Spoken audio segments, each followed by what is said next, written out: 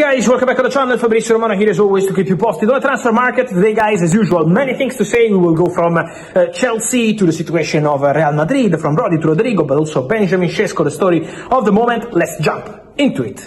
Many movements on the market, we are always ready, my phone is always ringing, many news, many updates to give you, and today let's start with some players signing their contracts. Luis Diaz signed his contract at Bayern, 4-year deal, so everything completed with Liverpool. James Trafford, the new goalkeeper of Manchester City, 5-year deal plus 1-year option. Dan Doye to Nottingham Forest from Bologna, 40 million euros plus 5 in add-ons, 10% sell-on clause. Here we go, yesterday, contract to be signed today, and so many movements around Europe on the market, but I wanted to start also by mentioning Chelsea, because their negotiations with Ajax for Jorel Hato are advancing very well.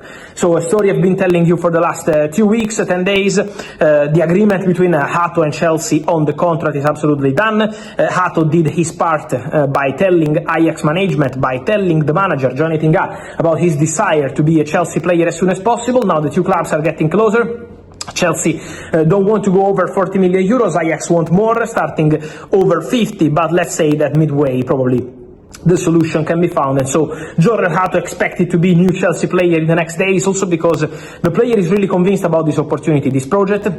He had several chances over the summer transfer window around Europe. He's one of the best defenders in Europe. He can be a centre-back, he can be a left-back, he can provide also some cover for Marc Cucurella when needed, an important backup for the Spanish left-back. On Cucurella, guys, we had some stories about Al Nassr, but I'm told that there is no bid and nothing really concrete. Cucurella is a really important part of Chelsea project. And I would not be surprised if Chelsea in the next months try to maybe discuss a new contract with Marc Cucurella, so I would keep an eye on that one. Remember this line on this YouTube video. But for sure, for Chelsea, Jorel Hato is a priority, and so the negotiations are advancing, the negotiations are going well, with Chelsea prepared to close the deal for Jorel Hato as soon as possible. Negotiations well underway, and don't forget also about Xavi Simons, because also that conversation with Leipzig is ongoing, is underway. Also important, guys, to mention more about Real Madrid. First of all, I wanted to clarify something about Rodri, because we are receiving many questions on the situation of Rodri, Real Madrid for this summer.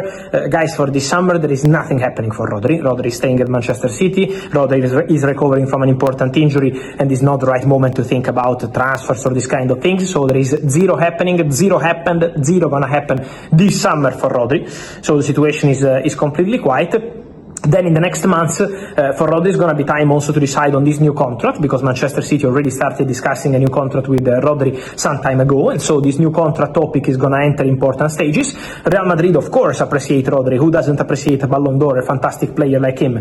But at the moment, for Real Madrid, this summer is not something that can happen or is being negotiated.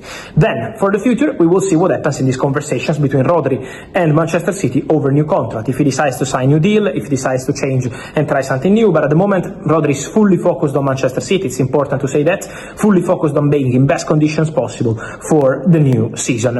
As we're talking about Real Madrid, guys, I wanted to mention something also on Rodrigo, because he's still one of the names you ask me more on all my platforms, also here on YouTube. But guys, what I'm hearing on Rodrigo is still the same I told you last week.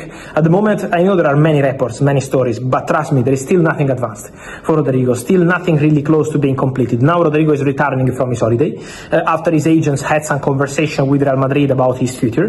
The conversations have started, but it depends on Rodrigo. Is the player himself, together with his family, together with his father, together with his agent, who has to decide whether they want to stay at Real Madrid or go and be a star elsewhere. So that's the decision for Rodrigo. As I told you already, and I can confirm this, it's not an easy decision for Rodrigo. Rodrigo loves Real Madrid, Rodrigo loves the club, Rodrigo is convinced that he can still be an important player for Real Madrid. You know, the feeling for Rodrigo is not like, okay, I can't be a Real Madrid player anymore, I want to go. This is not the feeling. Rodrigo really feels that he can be important for this squad, for this Real Madrid team. At the same time, it's important to say that at the Club World Cup, he was basically constantly on the bench. So Rodrigo needs to decide. And it's not an easy decision when you love the club, when you love Real Madrid, when you love the fans. Rodrigo has a fantastic relationship with all Real Madrid fans. So it's on Rodrigo to decide now. I can guarantee that all the clubs being linked at the moment are not close, are not in advanced negotiations with Rodrigo or with Real Madrid. There were rumors about Tottenham. Tottenham are not in the conversation for Rodrigo, guys. Tottenham and Rodrigo is not something realistic to happen this summer, so forget about that.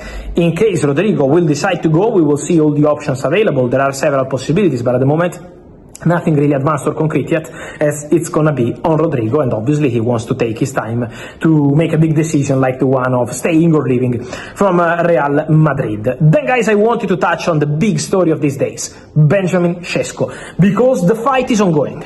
The fight between Manchester United and Newcastle is ongoing with different options, with different strategies. Newcastle, I can confirm what I said last week, Newcastle are ready. If Benjamin Sesko calls and says, okay, I'm coming to join you, Newcastle are ready to pay what Leipzig want. Newcastle already spoke to all people close to Sesko. And so they are ready to pay what Leipzig want, and they are ready to pay what the player wants. So ready financially to make a big investment. Also because obviously they are aware of the situation between Isak and Liverpool. On the other side, Manchester United are working on these deals financially to understand whether they can make it happen or not. So Benjamin Sesko is a big name on the list of Manchester United.